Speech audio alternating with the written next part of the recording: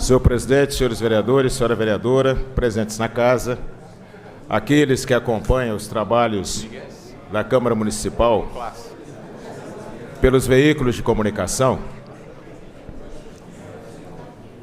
Primeiro, eu gostaria de saudar a entrada no ar da Rádio Câmara, porque é sempre importante esse processo de democratização dos meios de comunicação. E é importante quando nós temos um instrumento público, com gestão pública, porque o programa pode, as programações são de qualidade e elas mantêm a independência.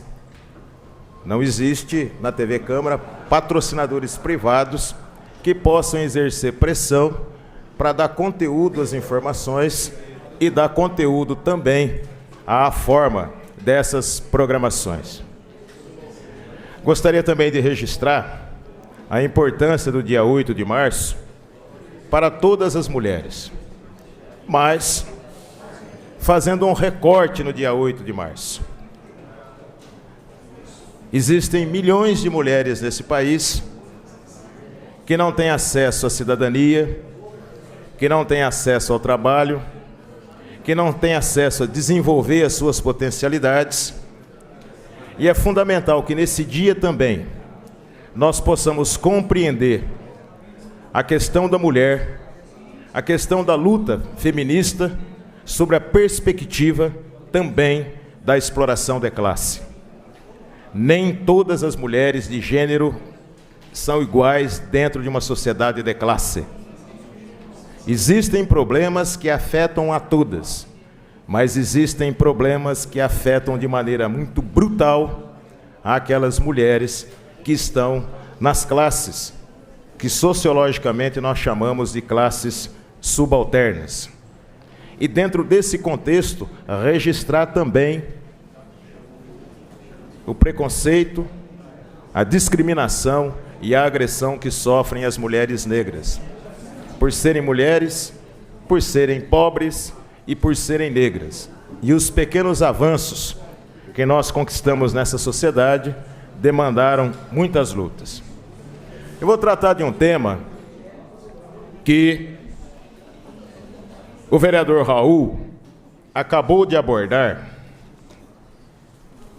que é com relação aos 16 milhões, que são recursos que estão vinculados ao projeto Minha Casa Minha Vida, de até 3 salários mínimos. A matéria que saiu no Jornal da Cidade, com declarações da vice-prefeita Estela Almagro, que também é coordenadora do programa Minha Casa Minha Vida, ela vai muito mais além de discussões pontuais, se faz ou se não faz um núcleo de saúde na Vila Nova Esperança, onde nós temos 3 empreendimentos, o 3 América 1, 3 Américas 2, e os outros empreendimentos da cidade. Nós temos que saber separar o gato da lebre, para não tentar, de acordo com as circunstâncias, justificar uma posição com outra.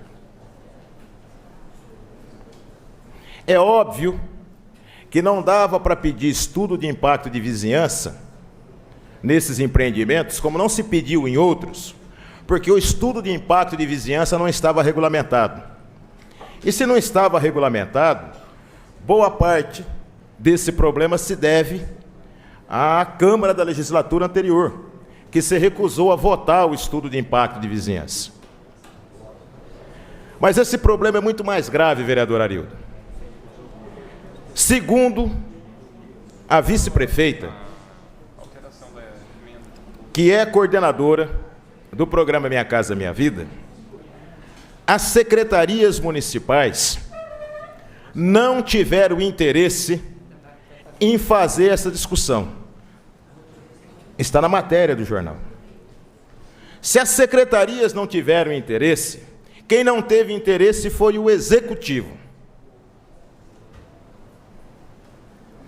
O executivo, sabendo que iriam se construir unidades habitacionais, não teve o cuidado necessário, inclusive para discutir, por exemplo, acessibilidade, como nós estamos discutindo lá no Três Américas 2, que o ônibus não consegue chegar na região do condomínio, porque não tem como o veículo fazer uma curva. Vejam a dramaticidade desse negócio. Nós não podemos tratar esse assunto de maneira superficial e pontual. Essa Câmara, depois dessa matéria no jornal, só tem uma coisa a fazer. Nenhuma outra. Podemos fazer todo o discurso aqui, mas como as palavras são grávidas de mundo, os discursos se perdem nas ondas do rádio da TV Câmara. Nós temos, vereador Rossi, que convocar aqui nessa casa o prefeito, convocar, não é convidar, convocar o prefeito, todos os secretários, a coordenadora do programa Minha Casa Minha Vida, para que eles digam aqui, porque, por exemplo, que a Secretaria de Planejamento não teve interesse em discutir as vias de acesso para dar acesso aos núcleos. Três América 1, Três América 2 e o outro. Porque agora não tem como acessar esse bairro e vai precisar abrir ruas. Ora, se eu tenho 6 milhões e 100 mil reais, todos nós sabemos que uma unidade básica de saúde, o custo médio gira em torno de 1,5 milhão. Sobram, um exemplo, 3 milhões e 800. Foi planejado, foi discutido, e não precisa do estudo de impacto de vizinhança, porque lá na Secretaria de Planejamento tem diretrizes.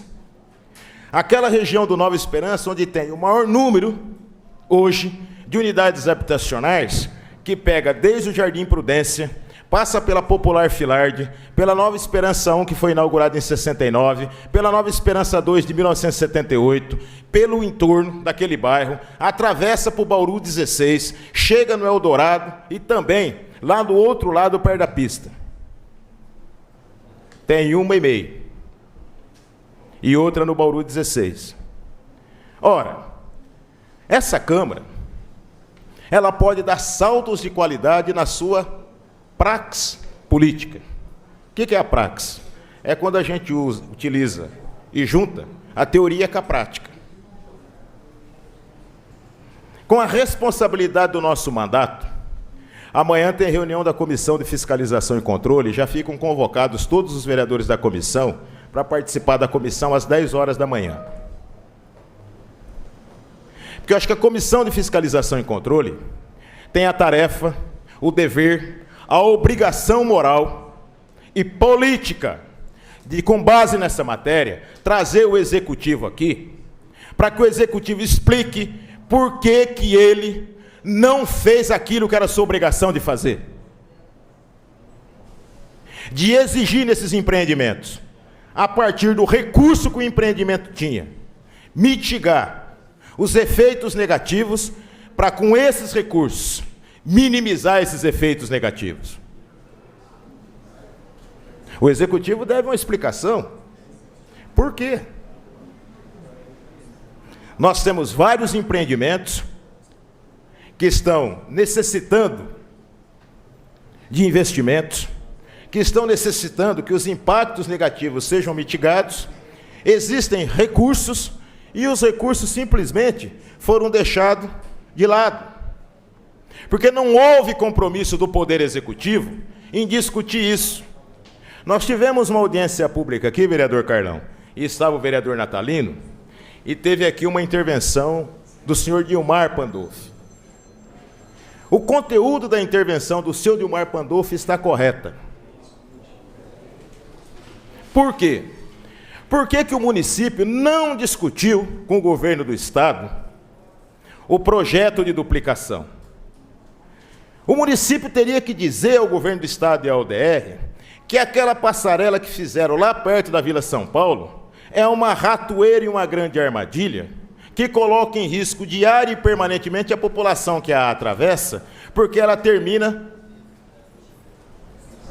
nas marginais. Talvez seja assim uma ilação da minha cabeça fantasiosa, para concluir, só para concluir, da minha cabeça fantasiosa, porque isso para mim tem um problema de preconceito de classe. Porque eu ouvi naquele dia aqui na sessão alguém dizer assim: esse povo estava reclamando que não tinha duplicação, agora que tem a duplicação fica reclamando de outra coisa. Mas vejam, para concluir, senhor presidente, com a sua tolerância. Quando se reivindicou o viaduto da Comendador da Silva, Marta, a prefeitura acompanhou e não falou nada no projeto. Mas só foi a burguesia da cidade que mora naquela região contestar o aspecto estético do viaduto. Inclusive a questão de segurança foi uma grande discussão aqui na cidade de Bauru. Porque, pau que dá em Chico, dá em Francisco. Por que 2 pesos e 2 medidas? É porque naquela região e quem atravessa a pista é pobre? Muito obrigado, senhor presidente.